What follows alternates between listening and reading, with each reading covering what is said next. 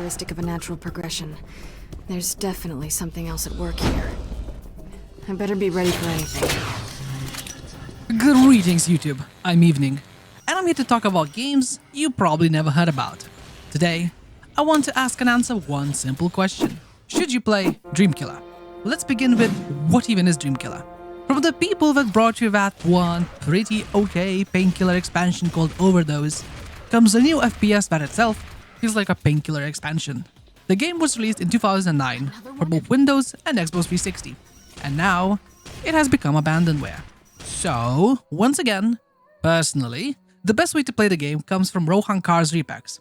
A link to their internet archive can be found in the description. In Dreamkiller, you play as Alice Drake, a psychologist with an amazing superpower of being able to enter people's dreams. She can use this power of hers to stop people's phobias and nightmares. Truly, the most perfect ability for a psychologist to have. And the way she fights these nightmares is by engaging in some high-action shooting. Undoubtedly, the biggest strength of Dreamkiller are the visuals. Since every level takes place in a completely new dream, the monster designs and the look of the levels can be different and bold every time. We can go from regular spiders, which are kinda boring, to fighting ants and shooting babies flying around with grenades in their arms. The areas also go from a zoo to an asylum, or even to just a big tower high up in the air, other than the artistic intentions that come with the cool designs. The game itself is kinda ugly. It comfortably lies in the 7th generation browns and greys. And this is all when it doesn't specifically try and be extra ugly. The game, other than the regular look, has 2 extra modes that you can enter into while playing. The subconscious and the berserker mode. Both make the game look worse. Best part is, when both of them are activated at the same time, all you can see is just a mess of a blur and the bright color red, indicating that, hey, this is what you're supposed to shoot. Can't remember the last time I played a game that intentionally makes itself so hard to play. A very nice addition to the game are the cutscenes. They look fantastic. The game uses the method of having amazing painted pictures that zoom in and out during the cutscenes, and it's just wonderful. The art is brilliant. Speaking of brilliant, another good visual part of the game are the guns. There aren't many of them, but they all look good. Some are really just simple guns with nice, competent models, nothing to say about them. But the 2 standouts are the shotgun and the laser rifle. They are just wow. An important mechanic I should mention now that involves weapons is the ability to upgrade them. As you collect dream catchers, you gain experience, which results in your weapon becoming stronger and getting an upgrade to their design. To be honest, for a couple of weapons, I can't even tell the difference between their level ups, but some have quite major changes. So, let's look a bit more in depth at the 2 favorite weapons of mine. The shotgun has this golden ornamental look that, as it levels up, looks more magical and more like a fake gun some rich folks would make out of gold and just keep displayed. I love it. Now the laser gun. It looks so unique. In case it's not clear from looking at it, it's a giant magnifying glass that uses the power of light to create a beam of concentrated heat that just burns everyone it needs to. And the upgrades make it just look so much cooler until it becomes like a contraption you'd see a mad scientist make, and the sounds these 2 weapons make are just brilliant. The shotgun sounds so strong, every shot makes it feel like Zeus itself has come down to Earth to unleash his thunderous collapse.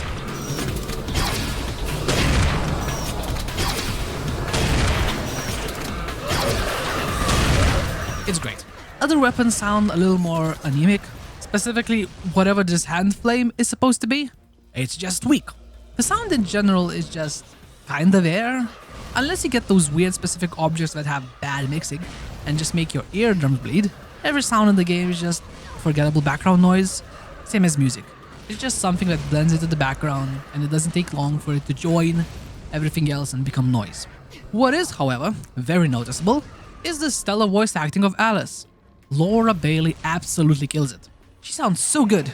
Really made Alice feel badass, which is such a big achievement considering the game doesn't do a good job of making you feel that badass. And weirdly, I really noticed how clean and loud she sounds. It's like she is saying all her lines straight into my ear. Laura Bailey ASMR is something I didn't get used to even by the end. It's finished, Gary. You're just fine. Stay with me. Gary? Gary! Now let us look at the gameplay. To put it bluntly, It's fine. The game isn't long enough for it to become a torture to get through. It took me personally less than 5 hours to get to the credits. There are many aspects that make the game just okay. So let's delve deeper and look at all the things Dreamkiller tries, succeeds, and fails at. First of all, and probably most importantly, the game has no stakes. If your health reaches 0, all that happens is that you instantly respawn, lose one of your lives, and some of your upgrade points. So what happens when all 3 of your lives run out? You just do the arena again from the start. You heard me right, not restarting the level, but the arena you died in. That's it. Death is pretty much meaningless. Now the aforementioned upgrade points. The game introduces it as a power-up that the enemies sometimes drop, and that you can collect to upgrade your weapon. So that's a lie. The enemies don't just randomly drop it. It becomes very clear very fast that the game decides when it's time for you to upgrade, as the enemies go from not dropping a single upgrade to having every single enemy leave behind a little power-up.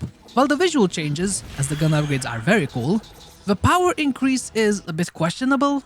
I only ever really felt a change when the gun reaches maximum level. Before that, the levels didn't feel like they made that much of a difference. Now the weapons. There are only 6 weapons in the game. One of them being so useless, I'd rather Alice just throw rocks. And the worst part is, the game suffers from the dreadful 2-weapon limit. As such, you have to make clear decisions on what weapon you will use. The default weapon is magic. Alice can either shoot fire out of her hands or, with alternate fire, use a telekinetic attack to push over or even tear apart weaker enemies. This might be the worst starting weapon I have ever seen. The old fire takes a while to charge up for it to do any damage, and the flamethrower has no range and no damage. Not only that, it's the only weapon that has ammo, the mana bar on the top left of the screen. It recharges once you stop using the weapon, but still, why would you intentionally make the weakest weapon even worse? Let's go back to the weapons I mentioned before. Hailstorm, the shotgun, is the best weapon in the game, no questions asked. It melts enemies, especially fully upgraded.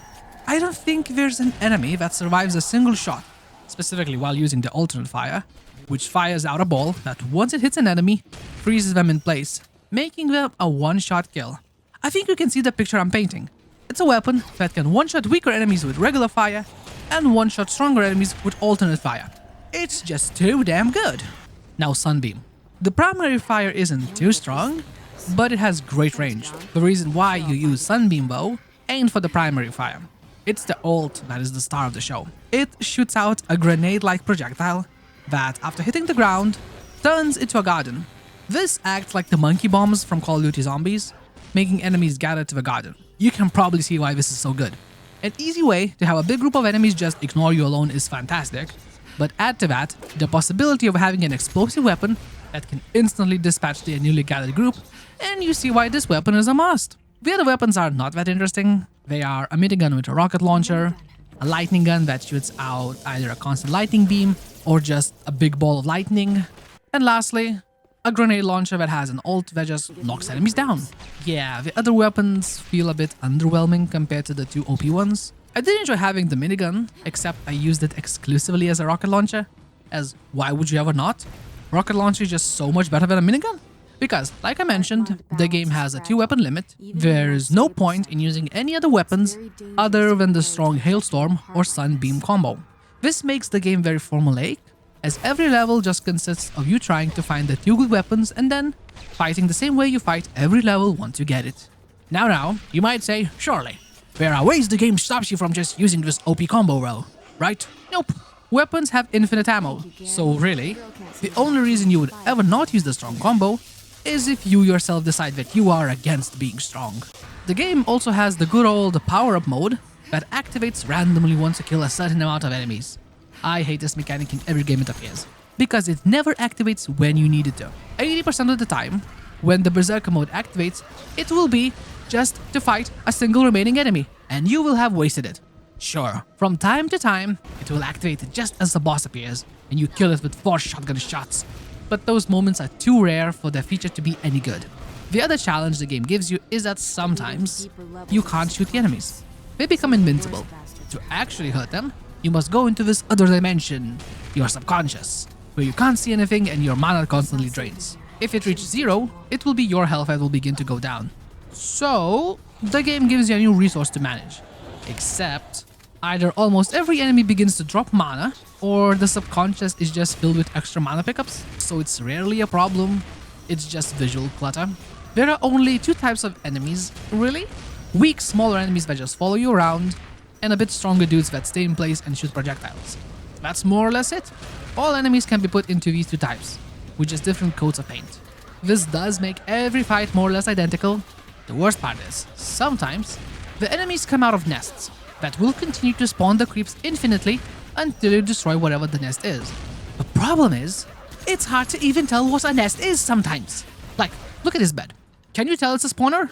I know I couldn't when I spent 10 minutes in a single arena just killing never-ending enemies. While yes, I have been mentioning only the bad things about the game so far, let me give its flowers where it deserves. Alice has the ability to teleport.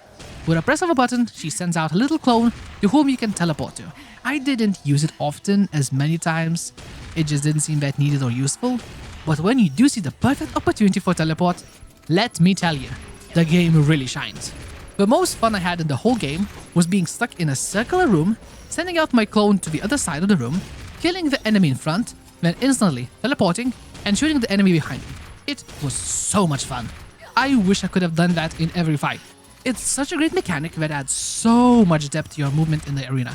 Sadly, it is truly underutilized. I honestly don't know what to even say about the story. It's such a nothing plot. Listen to this. Alice can enter dreams to kill fears and anxiety.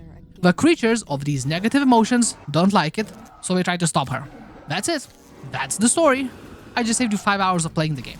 You are welcome. So, to answer the question, should you play Dreamkiller? Well, if you really like Painkiller and want a diet, worse version of the game with cool enemy designs, interesting looking levels and some stellar voice acting, sure, then go ham and play Dreamkiller.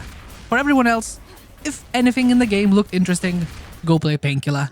You'll have a better experience in every way. Thanks for watching, greatly appreciate it. Check out my other Should You Play videos, or check out my other channel, Evening Man, for longer, more in-depth videos on games you probably never heard about.